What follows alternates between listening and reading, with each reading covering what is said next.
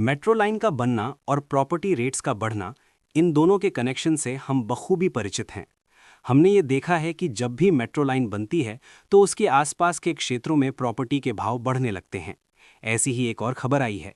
2 दिन पूर्व भारत के रेल मंत्री अश्विनी वैष्णव ने बताया कि दिल्ली मेट्रो अपना फेज 5A शुरू कर रहा है। इस प्रोजेक्ट में 3 कॉरिडोर्स हैं, यानी 3 ऐसे लाइंस बनाई जाएंगी जहां इंपॉर्टेंट स्टेशंस को लिंक किया जाएगा, जिनसे कनेक्टिविटी बढ़ेगी और लाखों दिल्ली वासियों और एनसीआर के लोगों को सुविधा मिलेगी। ये 3 कॉरिडोर्स हैं। पहला, रामकृष्ण आश्रम मार्ग से इंद्रप्रस्थ, जिसकी लंबाई 9.9 किलोमीटर्स होगी। दूसरी है एरो सिटी से एयरपोर्ट T1, जिसकी लंबाई होगी 2.3 किलोमीटर्स होगी। और तीसरी है तुगलकाबाद से कालिंदी कुंज, जो होगी 3.9 किलोमीटर्स। अब गौर करने वाली बात यह है कि जहां पहला और दूसरा कॉरिडोर ऑलरेडी एक डेवलप्ड एरिया में है, पर तीसरा कॉरिडोर यानी तुगलकाबाद से कालिंदी कुंज लाइन कुछ ऐसे इलाकों से गुजरेगी जो अभी इतने डेवलप्ड नहीं हैं। कुछ साल पहले तक इनमें से कुछ अवैध कॉलोनियों की तरह बसाई गई थीं और जहां प्रॉपर्टी रेट्स कंपैरेटिवली कम हैं। ये लाइन तुगलकाबाद से सरिता विहार डिपो से होती हुई, सरिता विहार से निकलकर मदनपुर खादर से होती हुई कालिंदी कुंज मेट्रो स्टेशन से कनेक्ट होगी।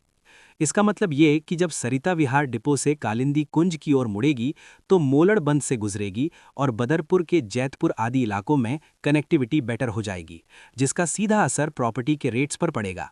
जो भी सतर्क इन्वेस्टर्स होंगे वो अभी से ही अलर्ट हो जाएंगे, और चूंकि फ्लैट्स और हाई राइज बिल्डिंग्स यहां अभी नहीं हैं, तो जमीन खरीदने का अच्छा मौका होगा। फेज 5A 16 किलोमीटर लंबा होगा, जिसमें 13 स्टेशंस होंगे, 10 अंडरग्राउंड, 3 एलिवेटेड।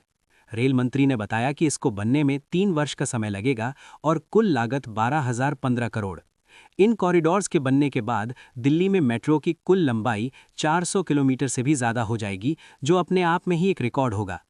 देश भर के मेट्रो सर्विसेज के बारे में बात करते हुए रेल मंत्री ने अवगत कराया कि जहां 2014 तक सिर्फ 5 शहरों में मेट्रो सर्विसेज थीं, अब बढ़कर 26 शहरों तक पहुंच गई है।